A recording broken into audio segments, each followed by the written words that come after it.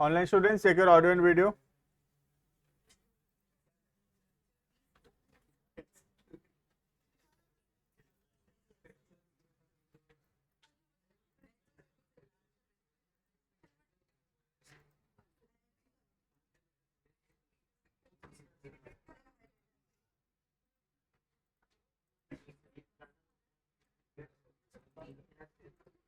देना फिर start types of insurance.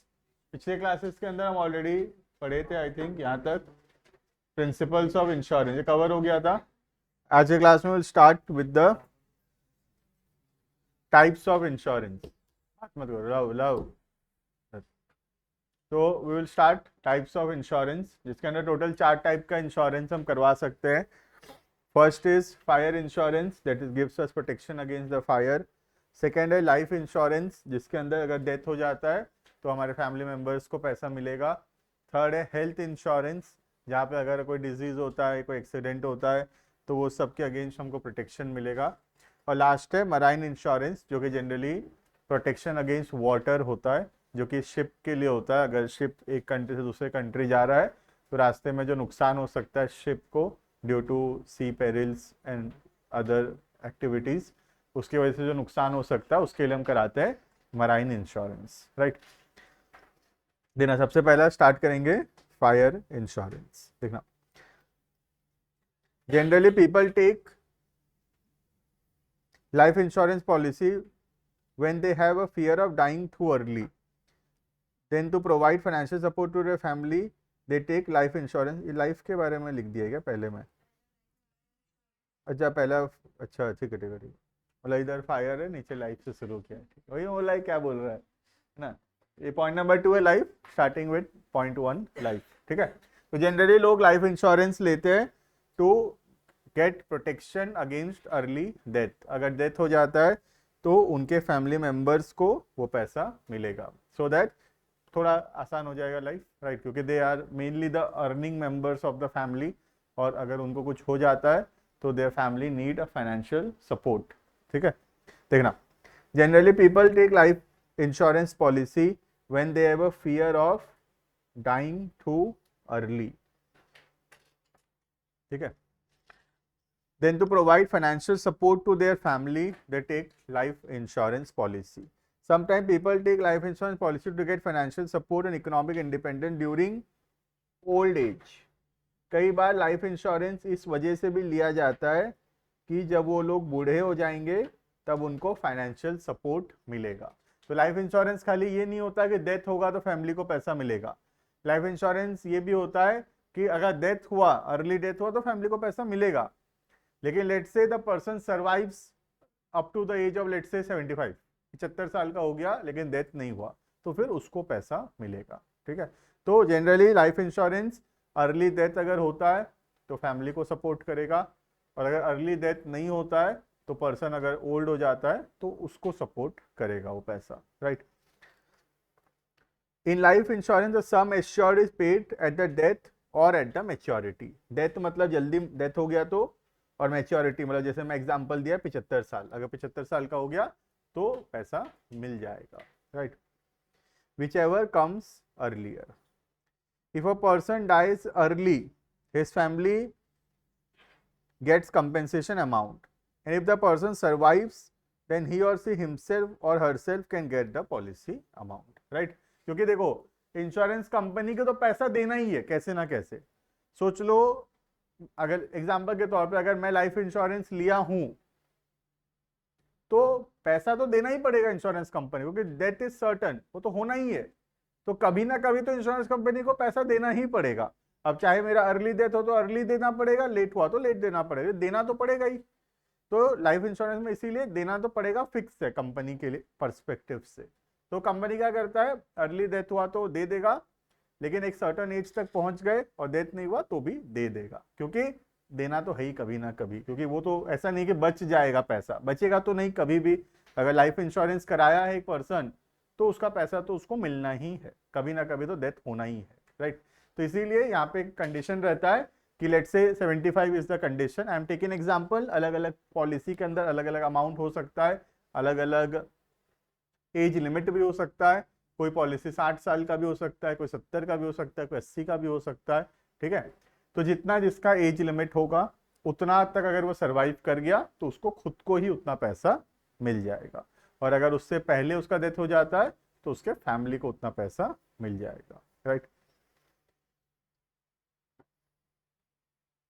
तो in life insurance the insured has to pay a fixed amount, हमको एक फिक्स अमाउंट देना पड़ेगा जिसको इंश्योरेंस प्रीमियम बोलते हैं, and in return the compensation is assured at his death और at the maturity whichever comes earlier. जो जल्दी होगा, डेथ जल्दी हुआ तो डेथ में मिल जाएगा, डेथ अगर लेट हो रहा है तो 75 साल का हो गया तो मिल जाएगा पैसा। क्लियर है ये? तो जनरली लोग लाइफ इंश्योरेंस कराते हैं to get protection against early death, family को पैसा मिले, और अगर डेथ नहीं होता है, लेट होता है, तो ओल्ड हो गए हैं तो उनको कम से कम पैसा मिलेगा, so that they can financially support themselves, खुद को वो सपोर्ट कर पाएंगे। क्लियर? समझ में आ गया व्हाट इज लाइफ इंश्योरेंस? ठीक है, 2-4 पॉइंट हम लिखेंगे ऐसे ही समराइज करके और फिर आगे पढ़ेंगे नेक्स्ट वाला, ठीक है। लिखेंगे main elements of life insurance, लिखना पॉइंट नंबर 1,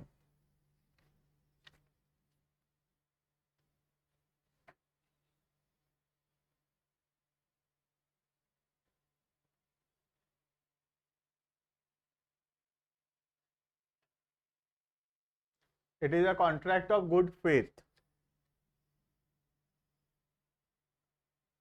गुड फेथ का कॉन्ट्रैक्ट है, कुछ भी छुपाए पैसा नहीं भी मिल सकता है ना। तो जब हम एग्रीमेंट करेंगे तो ध्यान रखेंगे कि सारा बात हम डिस्क्लोज करें, कोई भी ऐसा चीज ना छुपाएं जो कि मटेरियल है, जो कि इंपॉर्टेंट है, जो कि बाद में अगर पता चलता है तो इंश्योरेंस कंपनी पैसा देने से डिनाई कर सकता है। क्लियर है? सेकंड,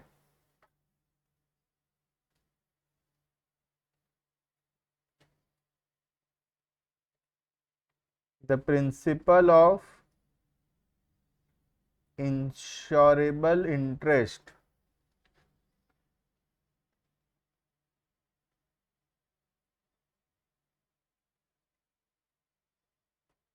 एप्लीकेबल, इंश्योरेबल इंटरेस्ट भी एप्लीकेबल है।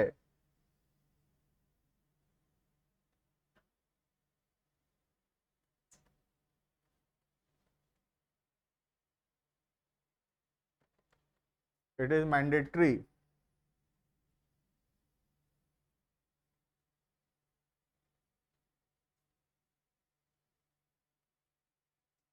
At the time of taking policy,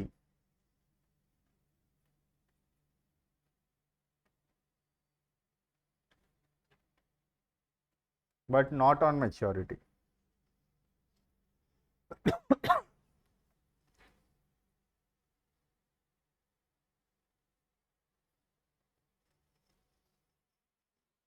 कौन बताएगा principle of insurable interest? What is principle of insurable interest? जो अपना है हम उसी का इंश्योरेंस कर सकते हैं। लाइफ के केस में कौन अपना है? हम और हमारे ब्लड रिलेशन, हमारे रिलेटिव्स, ब्लड रिलेशन नहीं, रिलेटिव्स, ठीक है, हमारे फैमिली मेंबर्स। तो ये सब जो है उनका हम इंश्योरेंस कर सकते हैं, ठीक है। हम कोई स्ट्रेंजर का इंश्योरेंस नहीं कर सकते। जैसे मैं कृष्णा का इंश्योरेंस नहीं कर सकता क्योंकि वो मेरा फैमिली मेंबर नहीं है, राइट। अगर मैं बाई चांस करता भी हूं तो इंश्योरेंस कंपनी पैसा देने से डिनाई कर सकता है बाद में। क्लियर? फिर क्या लिखा है? इंश्योरेबल इंटरेस्ट होना जरूरी है। कब? पॉलिसी लेते समय। बस बाद में अगर इंश्योरेबल इंटरेस्ट नहीं रहा तो भी चलेगा। जैसे एग्जांपल के तौर पे सोच लो, ए अपने वाइफ के नाम पे इंश्योरेंस लिया, ले सकता है। ए हस्बैंड है, बी वाइफ है, तो ए जो है वाइफ के नाम पे इंश्योरेंस ले रहा है, ले सकता है। तो इंश्योरेबल इंटरेस्ट है यहाँ पे। बाद में वो सेपरेट हो गए लेट से, तो जब डेथ हो रहा है तब वो हस्बैंड वाइफ नहीं है, तो क्या चलेगा? द आंसर इज यस, चलेगा। राइट। इंश्योरेबल इंटरेस्ट बाद में होना जरूरी नहीं है, मेच्योरिटी में नहीं भी है इंश्योरेबल इंटरेस्ट तो ओके है। इंश्योरेबल इंटरेस्ट कब होना जरूरी है? At the time of taking the policy, policy लेते समय इंश्योरेबल इंटरेस्ट होना चाहिए। बाद में इंश्योरेबल इंटरेस्ट नहीं भी है तो भी चलेगा। क्लियर है? तो जब वो पॉलिसी ले रहे हैं तब हस्बैंड एंड वाइफ का रिलेशन जो है वो एग्जिस्ट करना चाहिए। पर लेटर ऑन अगर सेपरेट हो भी जाते हैं तो भी इंश्योरेंस क्या कैंसिल हो गया? नहीं, इंश्योरेंस वैलिड रहा अब भी। क्लियर है? नेक्स्ट, तो ऐसे तो बिजनेस बना लेंगे लोग। नहीं, बिजनेस नहीं बन सकता ये। शादी किए, इंश्योरेंस करवाए, है ना। अब सेपरेट हो गए, जब ये डेथ होगा तो अपने को पैसा मिलेगा, जब डेथ होगा अपने को मिलेगा पैसा, है ना। ठीक है। तो लेकिन रियल लाइफ में उतना इजी नहीं है ना, क्योंकि अगर डाइवोर्स हुआ तो फिर आधा प्रॉपर्टी भी चला जाएगा ना। तो उतना इजी नहीं है रियल लाइफ में, राइट, क्योंकि डाइवोर्स में आधा पैसा जाता है फिर। हार्दिक पांड्या पता है तो। नेक्स्ट, पॉइंट नंबर 3 एक पहले पढ़ाया था, रिपीट कर रहा हूं खाली। लाइफ इंश्योरेंस के केस में एक प्रिंसिपल एप्लीकेबल नहीं होता है। कौन सा प्रिंसिपल? हाँ, कंट्रीब्यूशन एप्लीकेबल नहीं है ना। तो वो रिपीट करके लिख रहे हैं हम लोग कि लाइफ इंश्योरेंस केस में कंट्रीब्यूशन एप्लीकेबल नहीं है। मतलब अगर मैं 2 जगह से लाइफ का इंश्योरेंस किया हूं, दोनों जगह से पैसा आएगा। क्लियर है? लिखना, the principle of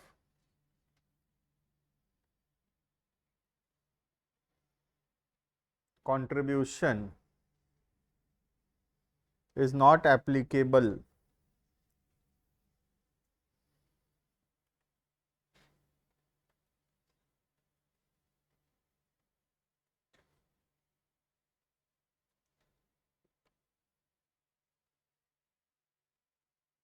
in case of life insurance।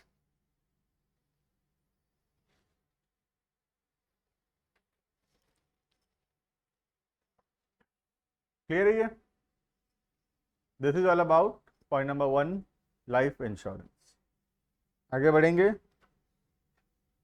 Point number 2, fire insurance. Fire insurance simply gives you protection against fire, any kind of fire caused due to natural or any human error। कोई भी वजह से fire हो, फर्क नहीं पड़ता। अगर आग लगा है, गुड्स डिस्ट्रॉय हुआ है तो पैसा मिलेगा। ठीक है? क्लियर है? Fire insurance is a contract in under which one party the insurer in return for a consideration premium, हम प्रीमियम देंगे और सामने वाला एग्री किया है हमको कंपेंसेशन देगा। किस लिए कंपेंसेशन देगा? अगर हम कोई सफर करते हैं लॉस, किस वजह से? Due to fire. ठीक है? तो हम प्रीमियम भरेंगे और सामने वाला हमको इंश्योर कंपेंसेशन देने के लिए एग्री किया है अगर हमारा नुकसान होता है तो। During the spare period of time and up to a specified amount. तो एक फिक्स टाइम पीरियड के लिए होता है इंश्योरेंस और एक फिक्स्ड अमाउंट तक का होता है। ठीक है? जैसे मैं 5 लाख का प्रोटेक्शन लिया हूं तो 5 लाख तक ही मिलेगा। अगर मैं 10 लाख का प्रोटेक्शन लिया हूं 10 लाख तक मिलेगा। जितना का मैं लिया हूं प्रोटेक्शन उतना का ही मिलेगा। जितना ज्यादा का प्रोटेक्शन लोगे उतना ज्यादा प्रीमियम देना पड़ेगा। ठीक है? और up to a certain limit time भी होता है। अब मैं 2 साल का इंश्योरेंस करवाया हूं तो 2 साल तक प्रोटेक्शन है, और आगे प्रोटेक्शन चाहिए तो और इंश्योरेंस रिन्यू करते रहना पड़ेगा। Right? Fire insurance provide protection against loss और damage by fire, lightning and explosions। Fire insurance means actual fire and ignition and it should be accidental not intentional। Obvious सा बात है, जानबूझकर आग लगाओगे तो पैसा नहीं मिलेगा। ठीक है? Fire policy cover loss through the fire caused by riots, civil strike, rebellion और फॉरेन एनिमी। मतलब कोई स्ट्राइक हो गया, स्ट्राइक में जला देते हैं सामान वामान लोगों का। ठीक है? कोई दंगे हो गए या कोई फॉरेन एनिमी पाकिस्तान अटैक कर दिया और कोई हमारा कुछ सामान डिस्ट्रॉय हो गया, आग लग गया, ये सब में हमको पैसा मिलेगा। क्लियर है? बस कुछ भी चीज इंटेंशनल नहीं होना चाहिए। वो तो ऑब्वियस सा बात है, कोई भी केस में कभी भी इंटेंशनल होना ही नहीं चाहिए। अगर हम जानबूझकर लॉस कर रहे हैं तो मतलब हमको पैसा नहीं मिलेगा। क्लियर है? प्रोवाइडेड इंश्योरेंस कंपनी प्रूव कर सके कि हम जानबूझ के किए हैं, वो तो हमेशा बात है ही।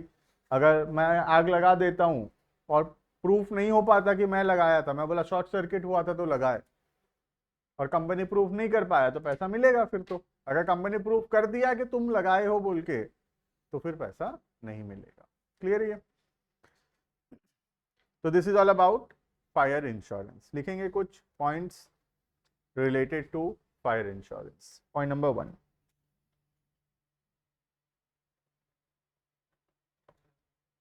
Insurable interest must be present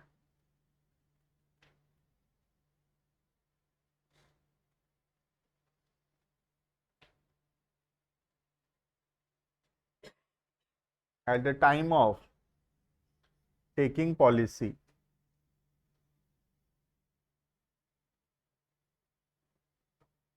and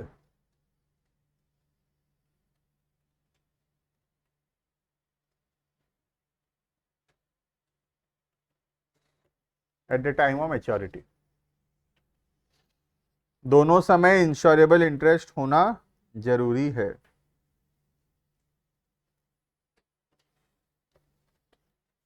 इसका मतलब क्या है? अगर सोचो तो मैं इस फर्नीचर का इंश्योरेंस करता हूं, मैं इसका मालिक हूं, मैं इसका ओनर हूं, मैं इसका इंश्योरेंस कर सकता हूं। ठीक है? तो इंश्योरेबल इंटरेस्ट है, इंश्योरेंस कर सकते हैं। मैं सोच रहा हूँ इसका इंश्योरेंस किया 2 साल के लिए। ठीक है? अब मैं 1.5 साल बाद इसको बेच दिया और उसके बाद इसमें आग लग गया, तो क्या इंश्योरेंस कंपनी अब पैसा देगा? द आंसर इज नो, नहीं मिलेगा। क्योंकि इंश्योरेबल इंटरेस्ट दोनों समय होना जरूरी है, पॉलिसी लेते समय भी और उसके मेच्योरिटी पे भी। मतलब जब सामान हम पॉलिसी कर रहे हैं, इंश्योरेंस कर रहे हैं, तब भी मालिक होना जरूरी है, और जब आग लगा तब भी मालिक होना जरूरी है। दोनों समय अगर हो ओनर तो ही पैसा मिलेगा। क्लियर है? बट ये लाइफ के अंदर नहीं है ऐसा। लाइफ के अंदर ऐसा नहीं है, लेकिन लाइफ के अंदर पॉलिसी लेते समय रिलेटिव होना जरूरी है, बाद में रिलेटिव नहीं भी कंटिन्यू है तो भी चलेगा, है ना? जैसे मैं एग्जांपल दिया डाइवोर्स का, लेकिन यहाँ पे ऐसा नहीं है। यहाँ पे दोनों समय ओनर होना जरूरी है, at the time of taking policy and at the time of the actual fire. Right? Next, point number 2.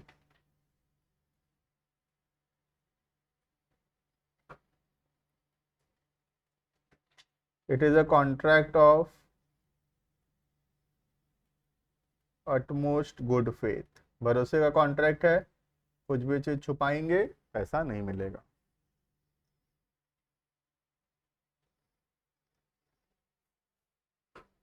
Point number 3.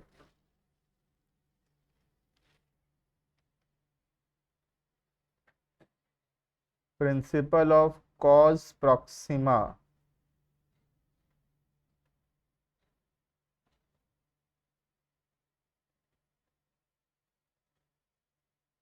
is strictly applicable.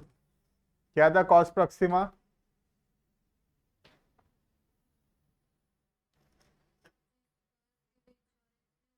उसी के वजह से लॉस होना चाहिए। मैं फायर के अगेंस्ट प्रोटेक्शन लिया हूं तो लॉस फायर के वजह से ही होना चाहिए, और कोई वजह से लॉस हुआ तो पैसा नहीं मिलेगा। Right? Point number 4.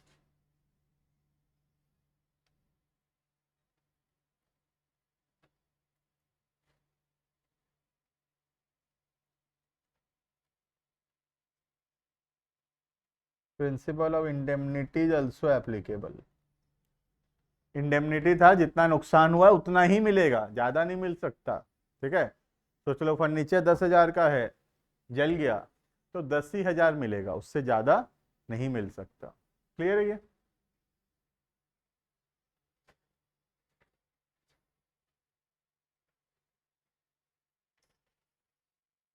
Next, marine insurance. Marine insurance give protection against water, है ना? पानी के अगेंस्ट हमको प्रोटेक्शन देता है। 3 टाइप का मराइन इंश्योरेंस होता है। 1 कार्गो, सेकेंड हल, थर्ड फ्रेट। कार्गो मतलब शिप में जो सामान है वो सामान का इंश्योरेंस करना। जैसे यहाँ से कहीं फॉरेन कंट्री में कोई सामान लेके जा रहे थे, अब शिप डूब गया या पानी आ गया तो सामान खराब हो जाएगा, तो कार्गो इंश्योरेंस हुआ। सेकेंड, शिप खराब हो जाएगा, शिप का इंश्योरेंस कराएंगे, हल इंश्योरेंस। और तीसरा फ्रेट, भाड़ा का इंश्योरेंस। जैसे यहाँ से सामान ऑस्ट्रेलिया जा रहा है, लेट से 1.5-2 महीना लगेगा, उसका भाड़ा ही सिर्फ लेट से शिप को 50 लाख मिलने वाला था। अगर शिप रास्ते में डूब गया या फिर शिप नहीं डूबा लेकिन सामान खराब हो गया, तो फिर कंपनी जो सामान मंगवाया था या सामान भेजा था वो तो भाड़ा नहीं देंगे। भाड़ा देगा क्या, कोई सामान ही नहीं पहुंचाए तुम, तो फ्रेट तो नहीं मिलेगा, भाड़ा नहीं मिलेगा। तो इन लोग फ्रेट का भी इंश्योरेंस करवा लेते हैं, है ना। अगर फ्रेट का नुकसान हो गया, नहीं मिला, तो इंश्योरेंस कंपनी फ्रेट का पैसा भरेगा। राइट, क्लियर है ये? देना मराइन इंश्योरेंस पढ़ेंगे। A contract of marine मतलब water can be defined as an arrangement under which the insurer undertakes the indemnify the insured in the manner and to the extent thereby agreed against marine losses। किसके against protection मिल रहा है हमको? Marine losses के अगेंस्ट। Marine मतलब water के वजह से कोई भी नुकसान पहुंचना। Marine risk are the perils of sea, मतलब सी में जो तूफान आता है ना, स्टॉर्म, कोलिजन, कैप्चर, सीजर या सिंकिंग ऑफ शिप। सिंकिंग मतलब शिप डूब जाना, स्टॉर्म मतलब कोई आंधी आना, तूफान आना, कोलिजन कोई दूसरे शिप से टकरा जाना, है ना। या फिर कैप्चर या सीजर मतलब कोई कैप्चर कर लिया, सीज कर लिया, ठीक है, कोई एनिमी अटैक हुआ, उससे शिप को सीज कर लिए। तो इन सब के वजह से जो नुकसान होगा वो सबसे प्रोटेक्शन मिलेगा, ठीक है। The insurer pays a particular sum which is called premium in exchange for an undertaking from the insurer to indemnify the insured against the loss caused by sea perils. The different types of marine insurance policies are, क्या क्या marine insurance हो सकता है? 3 चीज का, goods का, ship का और भाड़ा का, फ्रेट का, ठीक है। पहला, cargo. This form of marine insurance includes cargo or the goods contained in the ship and the personal belongings of the crew and the passengers। Passenger का कोई मोबाइल खो गया, कोई कुछ हो गया, क्रू मेंबर्स का कुछ पर्सनल सामान चोरी हो गया या खो गया, ये सब के अगेंस्ट प्रोटेक्शन मिलेगा। Clear? Second, hull insurance. Hull मतलब पूरा शिप का protection. Under this the whole ship is insured. It covers the insurance of the vessel, vessel मतलब ship, and its equipment like उसमें जो फर्नीचर है, फिटिंग्स है, tools, machinery, engine, stores etcetera. Generally owner of the ship undertakes hull insurance, मालिक करवाएगा हल का insurance, ठीक है। थर्ड, फ्रेट, भाड़ा का insurance. Such insurance protection against the loss of freight.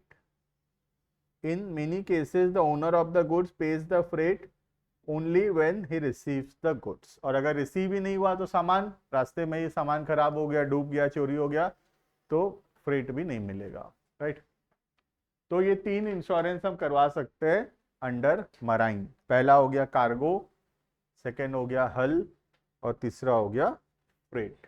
Clear है? लिखेंगे उसके अंदर एलिमेंट्स, बहुत इजी है, इसमें सब वही सब रिपीटेशन है। Point number 1,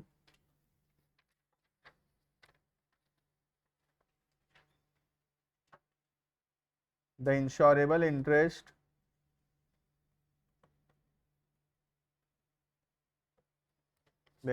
interest must be there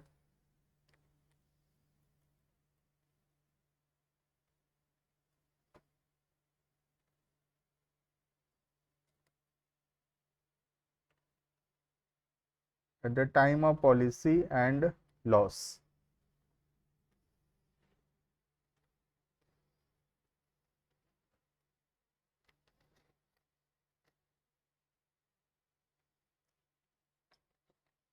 the principle of indemnity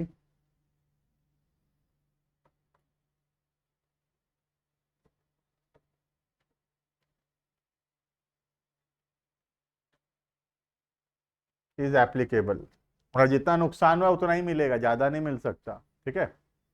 और तीसरा कॉस्ट प्रॉक्सिमा, जो रीज़न ऑफ लॉस है वो वही होना चाहिए जिसके अगेंस्ट हम इंश्योरेंस किए थे।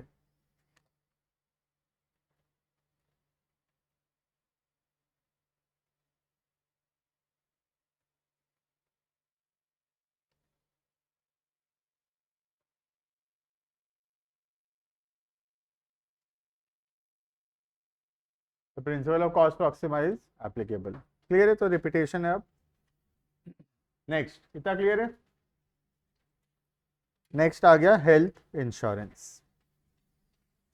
Health insurance give protection against any medical expenses, medicine, long term hospitalisations और कोई डिसेबिलिटी, ठीक है, कुछ भी होता है तो उसके अगेंस्ट प्रोटेक्शन है। कोई टेम्परेरी इलनेस हुआ, कोई परमानेंट इलनेस हुआ, बहुत दिनों तक हॉस्पिटल में एडमिट होना पड़ा, या फिर एडमिट नहीं होना पड़ा, सिर्फ मेडिसिन लगा, या फिर परमानेंट डिसेबिलिटी हो गया, उसके अगेंस्ट हमको प्रोटेक्शन देता है, राइट। देखना, health insurance provides for payment of medical expenses in case of illness of the insured person and his family, मतलब अपना और अपने परिवार का। हम हेल्थ और लाइफ किसी का भी कर सकते हैं, रिलेटिव्स का। It provide the following types of coverage, क्या क्या चीज इसमें कवर होता है? पहला, बेसिक मेडिकल एक्सपेंस, जैसे कि हॉस्पिटलाइजेशन हो गया, डॉक्टर फी हो गया। मेजर मेडिकल एक्सपेंस, जैसे कोई कैंसर हो गया, ये सब के अगेंस्ट जो खर्चा होगा उसका ट्रीटमेंट करने में वो पैसा मिलेगा। It cover cost of catastrophic, जैसे सडन डिजास्टर या इलनेस, ठीक है, जैसे कि कोई हार्ट अटैक हो गया, ये सब।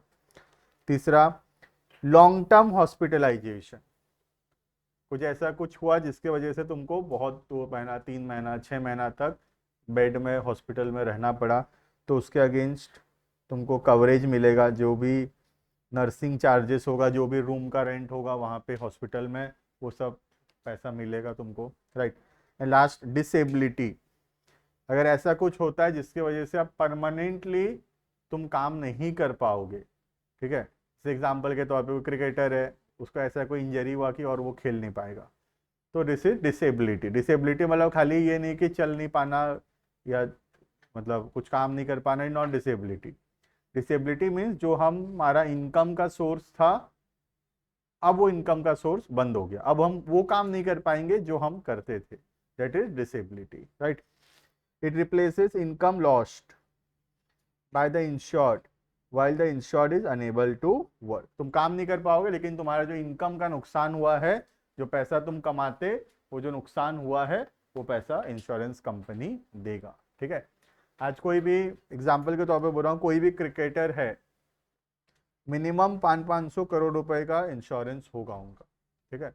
अगर उनको कोई इंजरी हो जाता है सडन, और अभी वो कोई भी वजह से परमानेंटली और नहीं खेल पाएंगे, तो इंश्योरेंस कंपनी उनको मिनिमम बोल रहा हूँ 500 करोड़ रुपीस का इंश्योरेंस होगा उनका, क्योंकि उतना वो लोग कमा लेते अगर खेलते तो, क्योंकि 10 साल किसी का करियर बाकी है तो 500 करोड़ रुपया कमा लेता, क्रिकेट में उतना पैसा है कि 500 करोड़ वो कमा लेता। अब नहीं खेल पाएगा तो नहीं कमा पाएगा, तो इंश्योरेंस कंपनी वो पैसा भरेगा, राइट। क्लियर है ये? This is all about insurance. इतना पढ़ेंगे, बाकी नेक्स्ट क्लास कम्युनिकेशन बाकी। Online students can leave.